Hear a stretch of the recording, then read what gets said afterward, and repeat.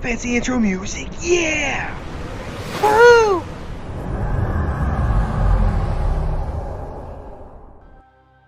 Hey everybody, welcome back to the channel. Today we're going to be taking a look at a video where I'm covering a subject that I had honestly considered just leaving alone and not talking about for multiple weeks. You know, I had talked about it with No One Shall, a little bit, another content creator here for the game, and they went ahead and made a variation of this video a couple weeks ago.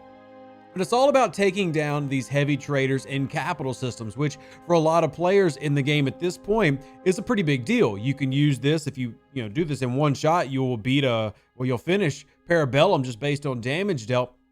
But the key of here was allowing players to see multiple options based on just against some of the generic crews that we always recommend. And we'll talk about that and why it's important. Now, I was hesitant to make the video because I was worried that the great overlords over at Scopely might decide to change things and take it away. But after going through multiple crews and seeing how this works, I just don't simply see why or how they would without ruining officers. This is just something that you can take advantage of. I do also want to make a note that if you're watching this going, well, why does this matter to me?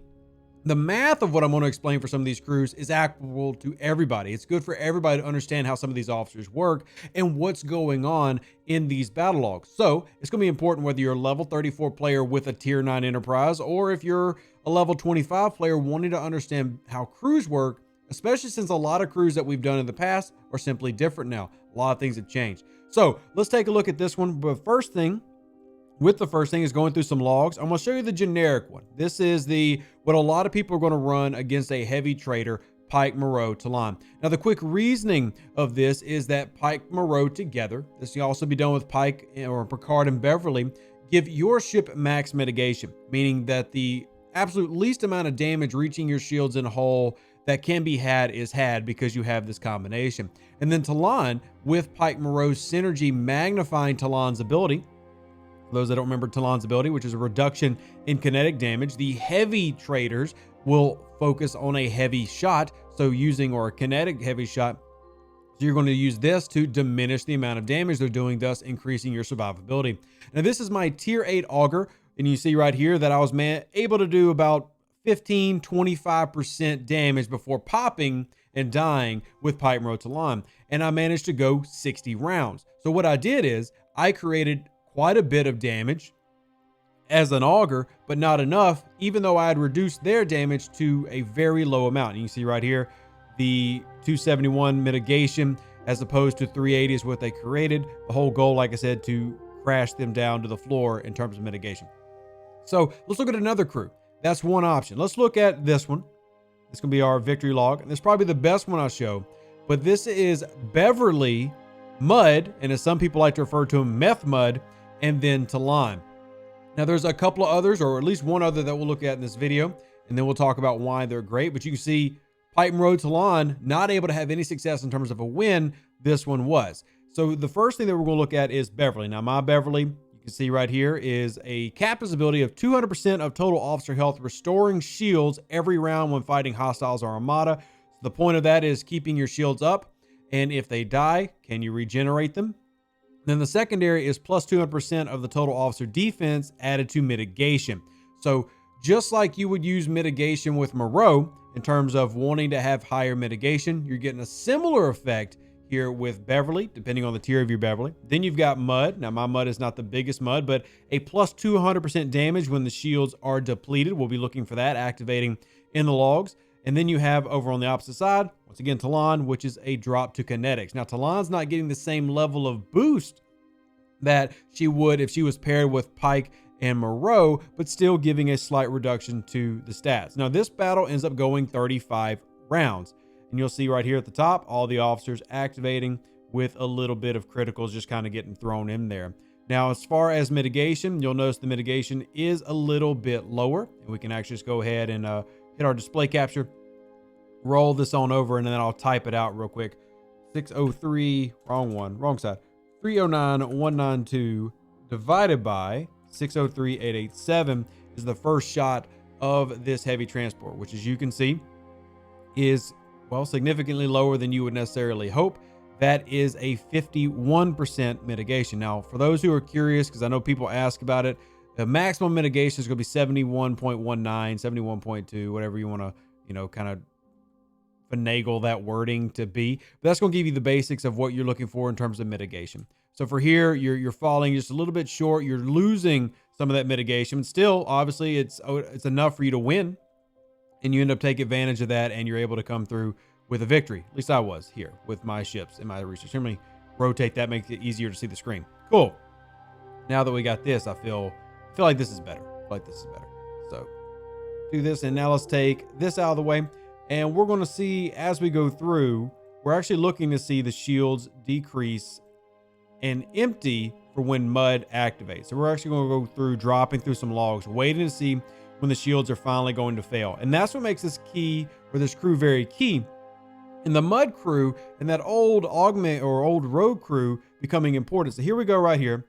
Augur depletes shields in round 10. So 1/3 of the way through the fight, we've lost shields. That's important to remember. So there's mud activating with a damage boost when the shields are depleted. Now we're going to go to the next round, mud again. Now you're going to be curious, why is mud activating again? The simple reason, this was something that we did with another mud crew a year or so ago, or 2 years ago now when this crew came out, is that you're manipulating it by regenerating the shields, because once shields hit 0, they can be lifted back up, and then we're going to get the bonus again from mud. So we're going to see is a massive damage increase as this battle goes along. So you see right here, 200% of total crew health restored to shields. So it doesn't matter whether the shields get restored a little bit or a lot. This is simply going to let you proc mud again. Procced it again in round 11 while still regenerating shields. Now remember, if shields are up, they're going to stop 80% of whatever damage is not mitigated. So let me talk about what I mean by that. So if we go right over here, we'll do the mitigation real quick. 334, 784, 660, 227. So we're still at 50% mitigation. However, whatever is left of that, which was, let's see, 660, 277 minus 334, 784 is 325, 493. So that's the amount of damage that was left. Of that, if we multiply that by 0.2, we should get 65,099. Exactly. So the shields, even though the shields are not at the high level they were, they're not 100% like when the match started, they're still able to block 80% of the remaining damage. Thus, only 65,000 made it to my hull. Now we've activated mud again. Let's see round 12, see if it happens again. Oh, there's Beverly. Now we got mud. Let's see if it happens again. Beverly, mud. Let's see if it happens again. Beverly, mud. If you notice right to the left side of your screen, my damage is continuing to rise, getting higher and higher and higher with this method. Let's do it one more time. Bam. Hey, it happened again. Lo and behold, what a shocker. Again. And see, this isn't an exploit or anything. This is simply using officers to their abilities and effectiveness. And you have a unique situation with a character like Beverly, especially if you stack her stats correctly for mitigation, where you can create a lot of damage simply by regenerating the shields and making yourself have, ooh, wow, a 3.6. That's a nice hit. That's a nice hit, man. Damage increase is so much fun.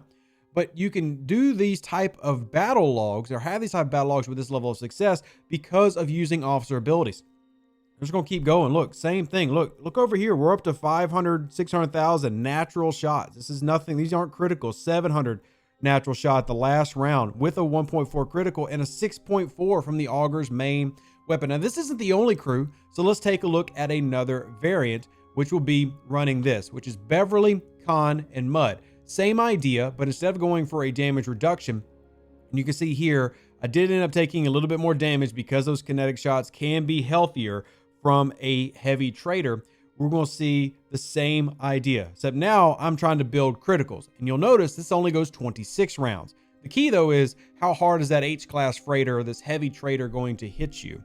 And that's what's going to really, really hurt in the long run. But anyway, we got to find out when our shields go down. I'm assuming around the same. Oh, actually earlier, round 6 this time shields go out, but now we got mud activating. The important here is if you're hitting criticals, it's multiplying on top of what mud is doing.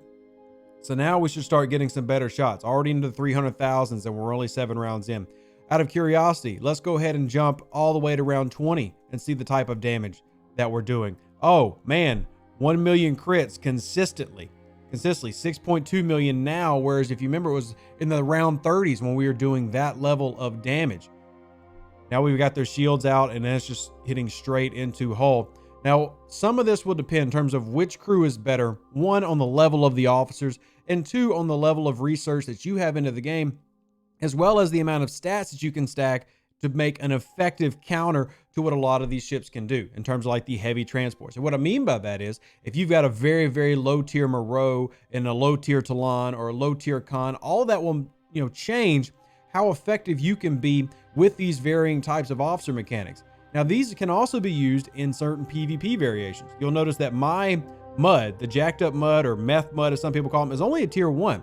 So this is the lowest level that I can do in terms of weapon damage increase. If I had a higher version of this and combine that with criticals, I'd be winning that fight even sooner. But I've only got a small amount in terms of an add there, and that is with the weapon damage of the ship being increased by 200%. Now, let's keep on going to the other officers that I have. My Khan is tier 4, but let's go down to my Beverly. My Beverly is right here. You'll see my Beverly is tier 2. I haven't even got to tier 3 yet, which means it's difficult for me to raise to that max mitigation point, which would make this even more effective. But this is simply an option. And depending on the levels that you're at, you see me here doing this with a tier 1 Mud, a tier 2 Beverly Crusher, and then a max Talon or a tier 4 Khan. I'm able to have this success where normally I wouldn't be able to. Now, I still personally prefer to use my Pike Moreau Tlann and take out the regular transports, but the reason it's nice to be able to take out the heavies is the spawn rate in these systems, these capital systems, is 80-20. As in 80% of what's going to spawn is going to be heavies, 20% the regular traders, so it's going to be harder and harder to find those at various points. But the math here all checks out to why this can be very beneficial to you as a player and understanding, hey, you can run different crew loadouts for different purposes. The only real drawback here is it doesn't really add a new PVE crew. You still got to rely on certain things because we would normally do Pike Moreau Tlann and then like Picard, Beverly, Talon. Using Beverly means we take her out of that situation, but it does give a unique perspective or a unique way for you to punch above your expected weight, because a lot of players would never be able to touch heavies until well into the 40s or even with a high tier ISS Jellyfish.